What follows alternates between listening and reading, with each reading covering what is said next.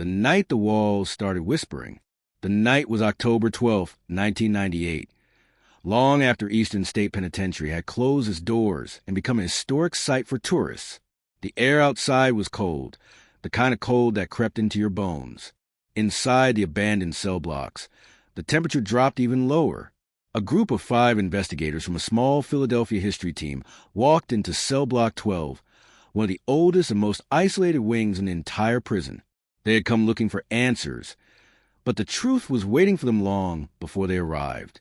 One of them, Mark Hollister, a 34-year-old former police officer, lifted his flashlight and whispered, "Do you hear that?" The others stopped. The concrete floor beneath their boots felt like ice. For a few seconds, there was nothing, just silence, the thick, drowning kind of silence you only get in a place that has seen too much. Then it happened. A slow, dragging sound echoed down the corridor. Scrape, scrape, scrape. It sounded like someone being pulled across the floor, or something dragging a heavy metal object. The group froze. Their breath turned white. Mark raised his recorder and said, "If someone's here, make a sound so we know we're not alone." A door slammed at the far end of the hallway. Not a light tap, not an echo. A full, bone-shaking slam like someone furious was still standing on the other side. One of the investigators screamed. Another backed up, tripping over a loose stone. Mark rushed toward the cell door that had slammed, but as he got closer, he realized something terrifying. The door couldn't have slammed. It was rusted open, and had been open for decades. Suddenly, every flashlight died, all at the same time. Darkness swallowed them whole. Then the voices began. Whispers. Dozens of them, maybe hundreds, layered over each other, overlapping, speaking so fast and so quietly that no one could make out a single word. The whispers bounced off the 30-foot stone walls, circling the group until it felt like the building itself was whispering to them. One investigator yelled, "Mark, something just touched me." Another voice, "It's behind us." Another, "We need to get out. Now." But the exit behind them, the open archway they had just walked through, was now pitch black. The air grew heavy and warm, like breath on the back of their necks. Someone screamed in the dark. Someone else dropped their equipment. And then a cold hand brushed across Mark's shoulder. He spun around, swinging his flashlight even though it wasn't working. The whispers stopped all at once, like someone had flipped off a switch.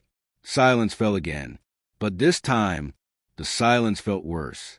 And then, from somewhere deep inside Cellblock 12, a man's voice whispered, clearly, loudly, and directly into Mark's ear, "You shouldn't be here." Mark jumped back in terror. But before he or the others could run, the corridor lit up with a glowing shadow standing at the far end of the hall.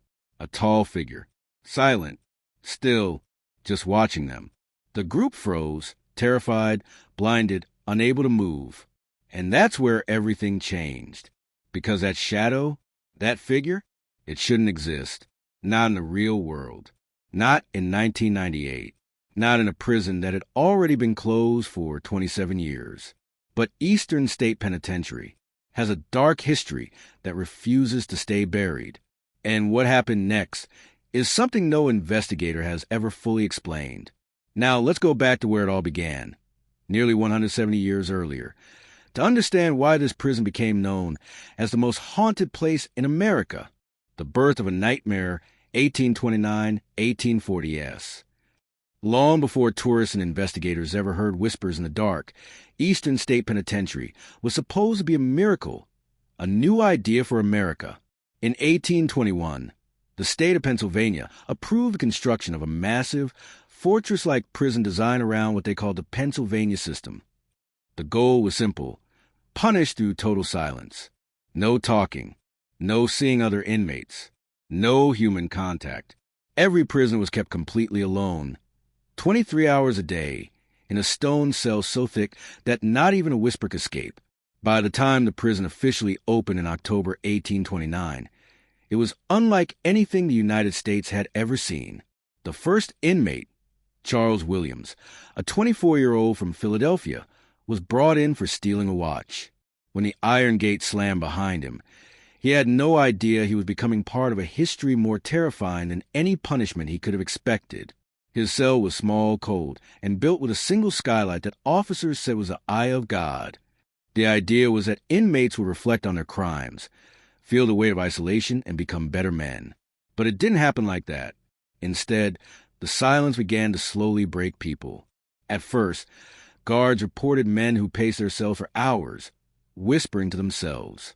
Then they reported men who began talking to no one, then laughing, then crying. The stone walls trapped not just sound, but fear, loneliness, and desperation. In 1831, only 2 years after prison opened, things took a darker turn. Inmates started reporting footsteps in the hallway when guards weren't there. Others said they heard tapping on their walls at night, even though no prisoners were near enough to do it. One man named James McClintock, serving 6 years for robbery, told a guard that someone had been sitting at the foot of his bed every night. When the guard checked, no one was there. Most officers ignored the claims. They chalked it up to the stress of isolation. But that changed in 1833, when a guard named Daniel Schuyler quit his job without warning. He left a single note. I hear them, too, the voices in the walls. The prison tried to hide it, but rumors spread quickly through Philadelphia newspapers. People claimed that Eastern State wasn't just a prison. It was becoming something else, something alive. Construction workers refused to enter Cellblock 4 after one of them claimed a figure crossed behind him when he was alone. A blacksmith who repaired the iron cell doors said that when he worked late, he saw shadows moving inside the empty cells. By the early 1840s, the prison's population grew, and with it came more severe cases of mental breakdown. One inmate, Henry Abbott, began screaming every night that someone was standing in his cell. Guards found him curled in the corner, shivering, pointing at the empty air. Henry was moved to the infirmary in 1842, but he didn't last long. He died one night after shouting that the man in the mask had come for him. No one knew what he meant.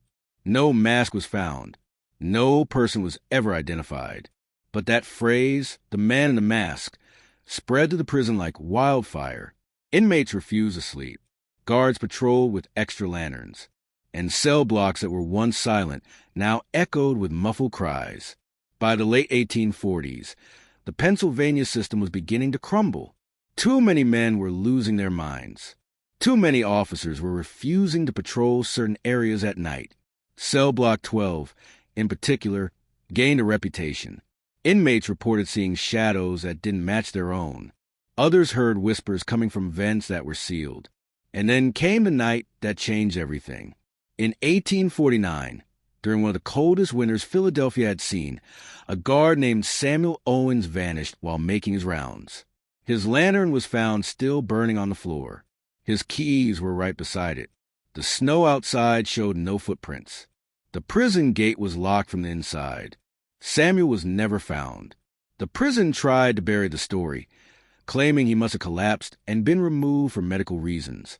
But every inmate in Cell Block 12 swore they heard something that night.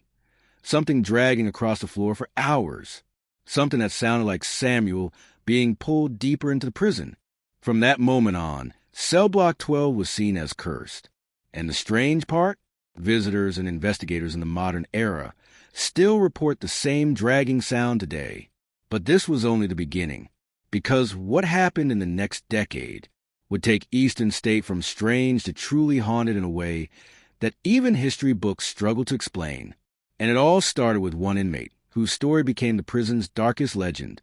The inmate who broke the silence, 1850, 1860s. By 1850, Eastern State Penitentiary was already drowning in a reputation it didn't want. Whispering voices, vanishing guards, inmates who swore that something watched them from the darkness. But everything reached a new level when one particular prisoner arrived, a man whose name would haunt the prison for more than a century, William Hartman. Hartman wasn't a violent criminal. He wasn't a gang leader. He wasn't even famous in the newspapers. At 29 years old, he was convicted for burglary, breaking into a merchant store and stealing cash, a non-violent offense. Just 6 years. Any other facility in Philadelphia might have been easier on him. But Eastern State was a different type of punishment. Hartman arrived on August 3rd, 1850, escorted by 2 guards who later gave written testimony that the moment he stepped to the front gate, he froze. He stared upward at the towering stone walls, then muttered, "Something doesn't want me here." The guards brushed it off. Plenty of prisoners panicked on their first day, but Hartman wasn't panicking. His voice wasn't shaky. It was calm, quiet, certain, and that certainty spread. His official record described him as polite, intelligent, unusually observant. He didn't lash out. He didn't scream at night. He didn't show signs of the classic silent system breakdown. For the first 3 weeks, he behaved like a model inmate. He worked. He ate. He prayed. He followed every rule. But then the drawing started. Hartman began sketching on scraps of paper, charcoal, pencil stubs, even bits of burnt fabric. The guards didn't consider it unusual until one officer, Jonathan Weaver, noticed that the drawings had a disturbing pattern. They were all the same figure, a tall silhouette, long arms, broad shoulders, a featureless face, except for a strange, mask-like outline around the head.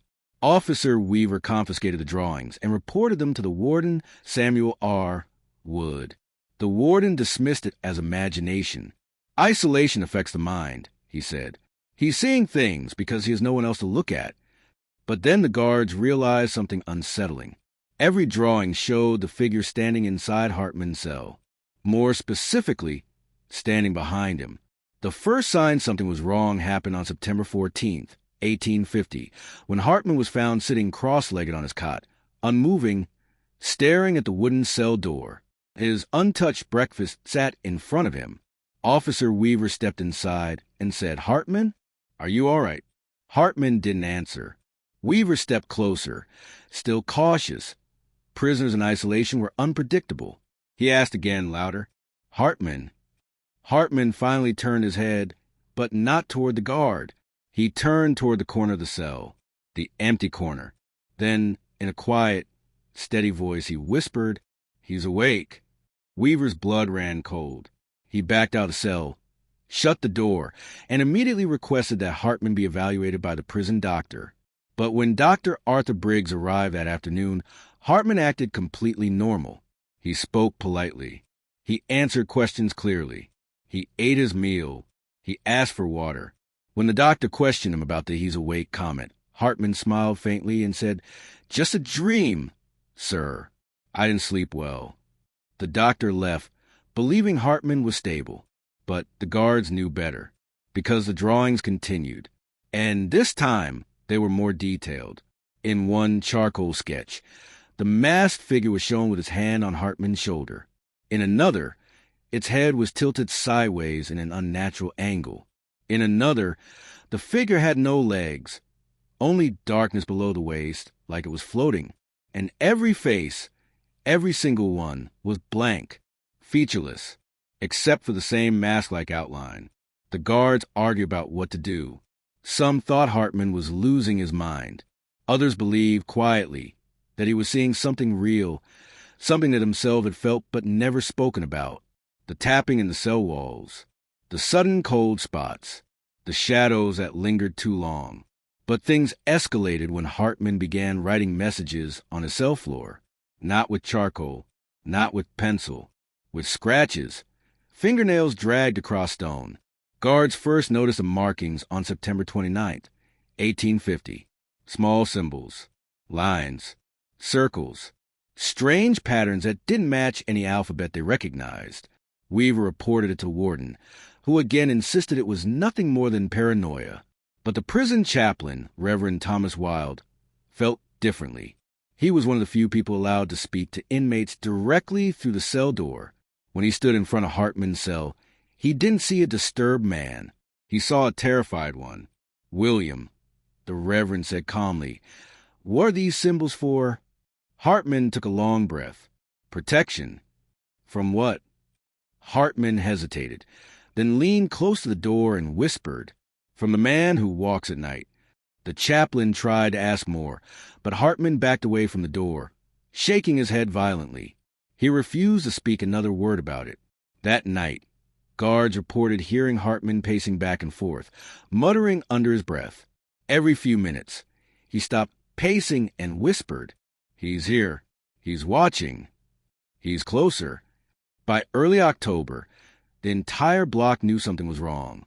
Inmates who had never spoken in months suddenly began shouting that they felt a presence in the hallway. One man claimed a shadow crawled across his floor. Another said he saw someone standing outside his cell, wearing a mask. And then came the day the scratching stopped. October 18th, 1850. When guards approached Hartman's cell, they expected another day of symbols carved into the stone floor. Instead, they found Hartman standing completely still in the center of the room, facing the wall, motionless. "Officer," Weaver tapped the bars. "Hartman, you all right?" No response. He tapped again. Harder. Hartman. Still nothing. Weaver called for backup. 2 more guards arrived and unlocked the cell door with caution. They stepped inside slowly, ready for anything. But when Weaver reached out to turn Hartman around, Hartman moved first. He whipped around so fast the guard stumbled backward. His eyes were wide, red, bloodshot, like he hadn't slept in days. And then he whispered, "He wants me to go with him." Weaver shouted for help. The guards tried to restrain Hartman, but he fought with sudden bursts of strength, not violent, but desperate, as if he was being pulled from behind by something none of them could see. When they finally pinned him down, Hartman pointed toward the dark corner of his cell and screamed, "Do you see him? He's right there, right there." But the cell was empty, completely empty. Hartman was transferred to the infirmary for observation. The drawings were confiscated. The symbols were scrubbed off the floor. The guard were told not to spread rumors. But what happened that night couldn't be hidden, because every guard on duty swore that at exactly 2:13 a.m., the entire prison went silent. Not normal silence, not quiet, a sudden, heavy silence, as if the entire building stopped breathing. Lantern flames flickered. Footsteps echoed where no one was standing. And from Cellblock 12, the sound started again. Scrape, scrape, scrape, as if something or someone was being dragged across the floor. And every man on duty that night knew Hartman wasn't imagining anything. Something else was in that prison with him. Something that had chosen him. Something that had finally, fully awakened. The vanishing of William Hartman, 1850, 1870. William Hartman spent less than 2 full days in the infirmary, but what happened during those hours became part of Eastern State Penitentiary's deepest, most guarded legend. The official records simply say he disappeared. But the staff notes, private letters, and sworn testimonies tell a much stranger and far more unsettling truth. After guards pulled Hartman out of his cell on October 18th, 1850, he was placed under constant watch. Officer Weaver personally volunteered to stay with him, refusing to leave the room. The infirmary was small, warmer than the cells, and lined with wooden cabinets filled with medical tools, herbs, and folded linen. But even there, Hartman whispered that he could feel something following him. Dr. Briggs examined him early the next morning. "He's exhausted," the doctor said. "Severe sleep deprivation. Delusions." Briggs recommended quiet, food, and rest. But Hartman didn't rest. He paced a small room, muttering, pressing his hands against the walls, sometimes staring at the door as if someone was about to walk in. When the chaplain visited around noon, Hartman leaned close to the bars and whispered, "You don't understand. The prison wants me." The chaplain tried to calm him. "No one wants to harm you, William." Hartman shook his head. Not someone, something. That night, the guards took turns sitting outside the infirmary door. Around 1 a.m., Weaver noticed something odd. The temperature in the hallway dropped suddenly, not gradually, but sharply, like someone had opened a door to the winter outside. But the prison furnace was burning strong, and the rest of the block was warm. Weaver stood, lantern in hand, and stepped toward the infirmary. Inside, Hartman had stopped pacing. He was standing in the center of the room, facing the corner, not moving. Weaver whispered, "Hartman?" But the inmate didn't respond. Weaver inserted the key into the iron lock, but before he turned it, he noticed something else. The lantern flame flickered and shrank, as if the air around him was being swallowed. Weaver froze. The hall felt heavier. Pressured, he heard a faint sound, not footsteps, not voices, more like a low, distant hum that rose and fell, vibrating through the stone walls. He opened the door. "William," Weaver whispered again. Hartman slowly turned his head, but only halfway, like he was listening to something behind him. "Do you hear it?" Hartman whispered. "He's calling me." Weaver stepped inside quickly, panicked. "Hartman, sit down. Sit on the bed." But Hartman didn't move toward the bed. He walked toward the far wall. Weaver raised his lantern higher and froze. Hartman was reaching for the stones, not to knock on them, not to touch them. He was pressing his hands against the wall, as if he could feel something on the other side, something pulling. Then, without warning, Hartman said, "He's on the other side. He's waiting." Weaver took one step forward. "William, stop." Hartman didn't stop. He leaned forward, pressing his forehead to the stone. And then he whispered the words that Weaver would later write about in a sworn statement that the warden ordered sealed. "It's open." Weaver lunged forward and grabbed Hartman by the shoulders. The inmate was freezing, ice cold, as if he'd been standing outside in the snow. Weaver tried to pull him back, but Hartman suddenly stiffened and whispered, "He's here." Then the lantern blew out. In total darkness, Weaver felt a rush of freezing air sweep past him, a sharp, slicing cold, the kind that makes every hair on your arm stand up. He grabbed Hartman tighter. But Hartman was no longer standing. The weight vanished from Weaver's grip. Weaver collapsed onto the floor, reaching blindly for Hartman's clothing, arms, anything. But there was nothing, just emptiness. The lantern flickered back to life a moment later, and Hartman was gone. No broken stones, no hole in the wall, no open door. He had vanished from a locked room, while a guard was standing directly beside him. The next morning, the warden ordered the infirmary searched. Men tore apart floorboards, cabinets, storage crates, and even sections of the wall. Nothing. They dragged the yard. They searched the perimeter. No tracks, no footprints, no signs that Hartman ever left the building. The official report recorded it as an escape, but the guards who worked that night refused to use that word. They said the same thing over and over. He didn't escape. He disappeared. Rumors tore through the prison like wildfire. Inmates whispered that Hartman had been taken by the masked man. Others said the prison had swallowed him. A few believed he had never been fully human to begin with. But the staff were the ones who became truly afraid, because after Hartman vanished, things in Eastern State began to change. Cell doors slammed shut on their own. Shadows lingered in corners long after guards walked past. Whispering voices drifted down hallways at night, sometimes so clear that guards swore they were hearing prisoners call for help. But the most disturbing reports came from Cellblock 7, the block closest to the infirmary. Guards doing rounds began hearing breathing inside empty cells. Not slow, not calm, heavy, labored breathing, like someone was waiting in the dark for them to walk by. "Officer," Weaver stopped working nights after that. He requested a transfer, but was denied. He grew pale, thin, and nervous. Some nights, he refused to walk near the infirmary completely. He told the chaplain, "It feels wrong, like something is still in there." And then came the event that cemented Hartman's disappearance as the prison's darkest rumor. 3 weeks later, on November 12, 1850, a young guard named Peter Malloy, just 22 years old, was patrolling near Cell Block 12 when he saw someone standing in one of the doorways. A tall figure, long arms, broad shoulders. At first, Malloy thought it was another guard. He shouted, "Who's there?" The figure didn't move. Malloy stepped closer. His lantern shook in his hands. As he approached, the figure turned its head slightly, and Malloy saw it clearly. A face with no features. Smooth, blank, shaped like a mask. Malloy screamed and ran.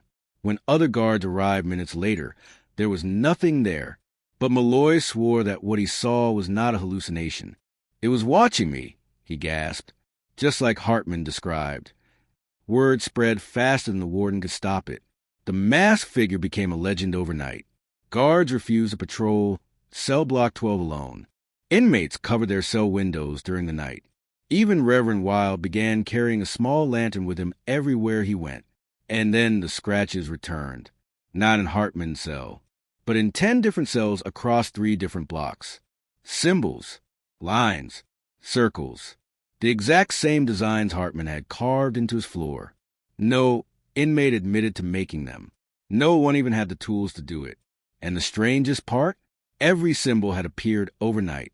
By the early 1860s, even as the Civil War raged across America, Eastern State was dealing with its own internal nightmare. Reports of shadows, whispers, cold spots, and figures standing in doorways grew so frequent that guards began documenting them anonymously, too afraid to attach their names. Some historians today believe that the stress of the war heightened fear and imagination. Others argue that the stories were exaggerated over time. But then there was the incident of June 3rd, 1866. The prison that never let go. Eastern State Penitentiary was supposed to be a prison built on silence, but its walls ended up holding on to something much deeper, memories, voices, and stories that refuse to die. From William Hartman's disappearance in 1850, to guards who heard breathing in empty cells, to workers in 1866 who swore they heard a trapped voice whisper, "Help me." Every decade added another layer to the mystery, and none of it stopped. Visitors in the 1900s continued reporting footsteps when no one else was near. Tour guides in the 1980s described cold spots that followed them down hallways. And the investigators in 1998, the group who entered Cellblock 12 and saw a dark figure watching them, became the final reminder that this prison's history isn't finished. Because at Eastern State, the past doesn't stay in the past. The inmates may have left. The guard may have retired. The doors may have rusted open. But something inside those walls remains. Maybe it's the weight of nearly 200 years of isolation. Maybe it's the stories of men who felt trapped not just by the system, but by something deeper. Or maybe, just maybe, the silence they forced onto the prisoners created an echo that never went away. What we know for sure is this: every report, every whisper, every shadow sounds eerily like the same thing William Hartman tried to warn the guards about nearly 2 centuries ago. That someone or something walks the halls of America's most haunted prison, watching, waiting, listening. And if the countless investigators, guards, and visitors are correct, it's still there right now, in the locked cell blocks, in the dark corners, in the silence that feels too heavy to be empty. Eastern State Penitentiary is no longer a place where people serve time. It has become something else entirely.